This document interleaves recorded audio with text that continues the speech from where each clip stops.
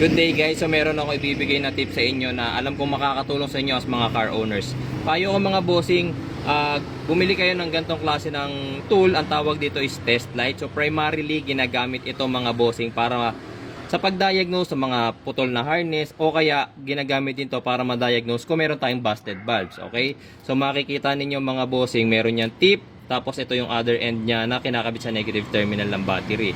Pero alam nyo ba mga bossing na itong test light na to magagamit nyo rin para malaman kung nagcha-charge ba ng maayos yung ating alternator, and also para malaman kung may sign na ba na malapit ng palitan or malapit ng bumigay yung ating battery. So paano mga bossing? Ito, pakita ko muna sa inyo yung primary niya na purpose. Kinakabit ang clamp na to sa negative terminal ng battery. Tapos kung mapapansin niyo itong ating test light, meron siyang LED display dito na nakalagay. Kapag nilagay natin tong tip na to sa positive terminal ng battery, makikita ninyo magdi-display siya ng, yan, nakikita nyo ba, 12.6 volts. Ang good sign ng battery mga bossing, base voltage niya mga bossing is 12.5 to 12.6 volts. At rest yun mga bossing ha. Pero kapag umaandar na yung makina natin, dapat yan mga sa 13 volts to 14 volts pataas. Pero bago yun, pakita ko muna sa inyo yung primary niyang purpose. Ang mga fuse natin mga boss, ito yung mga fuse natin na yan. Kung makikita niyo yung sa taas niyan, merong naka-bare or nakalabas na metal part. Ang purpose niyan para matesting yung fuse nang hindi na siya kailangan hugutin. Kapag itinusok natin yung other end ng tester natin at umilaw, ayan nakalagay 12.6 volts.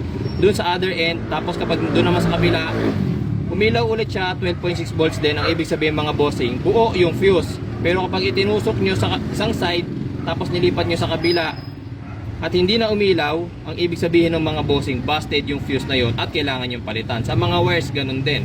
So ngayon, paano siya matitesting para malaman kung palitin na ang battery or nag-charge ba siya ng maayos? Kagaya nito mga bossing, 12.6 volts siya ngayon, okay?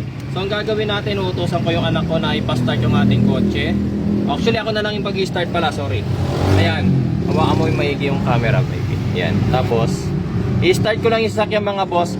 Ang isang good na battery mga bossing, kapag during start up, dapat yan, hindi yan bababa ng 9 volts below. Okay? Yung mga 9.5, 9.8, 10 volts, much better. 10.5, mas maganda. Wag lang yung bababa na siya ng 9 volts, 9.0, or mas mababa pa sa 9 volts. Kapag ganon ang naging voltahe niya during cranking mga boss, ibig sabihin medyo mahina na yung battery nyo, and sign na yon na malapit na siyang bumigay. Okay, check natin kung ilang volts siya kapag nag-start ako. Tignan mo baby ko, ilang tatapas ha.